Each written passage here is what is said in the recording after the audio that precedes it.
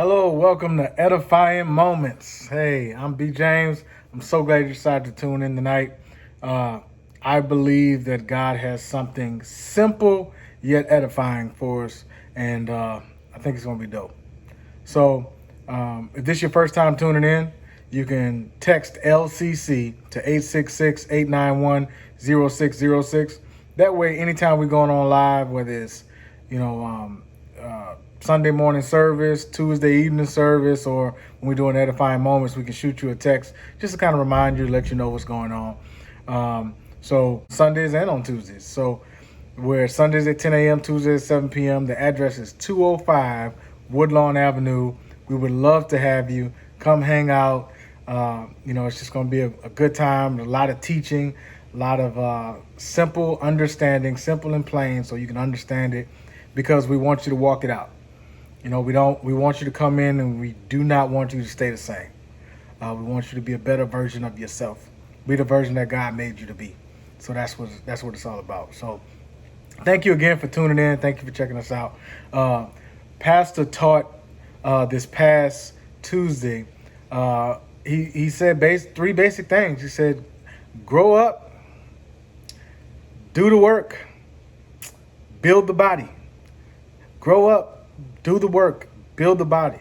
As believers, that's our number one job, is to go ahead and go out, make disciples. But see, the issue is, we have to make sure that we ourselves are being built up. We have to make sure that we ourselves are maturing. So he hit on that quite a bit over this last Tuesday. Just to give you an example, so right now, my wife wanted a new kitchen. So she wanted some things renovated. She wanted some things changed. And so in order to do that, there was a process. Once she knew what she wanted, once she decided the way she wanted it to go, then we had to bring somebody in, and, he began to demo. He began to take things out that didn't look like what we wanted to look like. He began to shift some things. He began to rip out some counters and take down some cabinets and change the sink out. It's a process, right? But what it is, there's a picture that we desired, that my wife wanted the kitchen to look like, and it just didn't look like that. So there was a process of removing things that don't belong. And so that's really what maturity is. It's being able to identify what's in your life that doesn't belong anymore. What's in your life that does not match the picture that God showed you, and then having the strength or the maturity to be able to remove those things.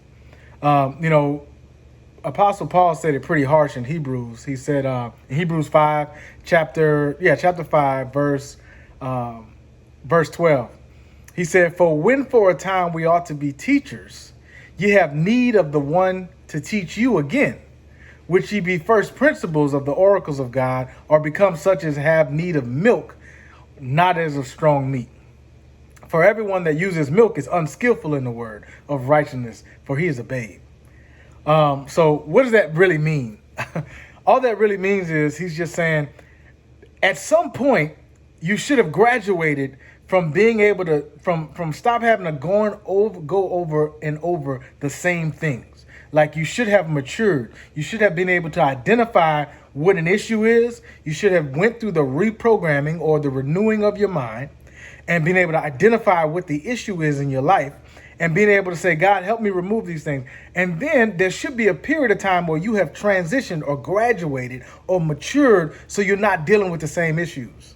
And the problem is that for myself and for a lot of us, we have gone through these seasons in our life where we have continually dealt with the same thing, continually dealt with the same issues. We'll deal with it, we'll defeat it for a time, then it'll come back. We'll deal with it, defeat it for a time, and come back. And Apostle Paul, he was pretty stern with him. He said, you need to cut it out. Like, at this point, you should be teaching other people how to get over, how to evolve, or how to mature past the thing that had you at one point. And so that goes back to the essence of maturing. The essence of maturing is being able to understand, hey, if I'm going to grow up, I need to know that there's certain things that just don't fit me anymore.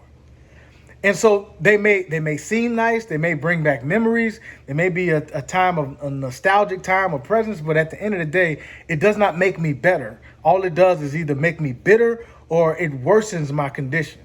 And so I need to be mature enough to understand where I'm weak. Like that may be a weakness for me. So maybe it's not good for me to hang out in this area. So maybe it's not good for me to talk to these people. Or maybe it's not good for me to be in this circle. It doesn't mean something's wrong with them per se. It just means that I am maturing, so I can't put myself in a position to where my maturing won't happen. I can't put myself in a position to where I am being immature instead of maturing and growing, because I got a responsibility. I got to grow up, and then I got to do the work. And the work is actually exemplifying or being Jesus on this earth realm. Like, that's my job. My job is to, when people see me, they should see him. Like, I got to be Jesus on this earth realm. Yeah, I'm sure you did some things you shouldn't have done. Yeah, I'm sure you had a past. I'm sure of all those things. But that's the beauty of being Jesus. It is a process of a death, a burial, and then a resurrection. So he's saying, I want you to mature. So in other words, I want you to grow up. I want you to do the work. I want you to be Jesus, and I want you to build the body. And the way you build the body is you go out and you win souls for Christ. That's right. You just meeting people and talking to them about Jesus. If you believe that God really did something for you, if it's something really important, you want to share it, right? So if that's the case, then yeah, you share the gospel in a way that will lead other people to Jesus Christ. Share your testimony. Don't be afraid to do that. All right. Hey, that's it for tonight. 2 Corinthians chapter 5, verse 7. But we walk by faith and not by sight. Life Construction Church, building the kingdom of God, one life at a time.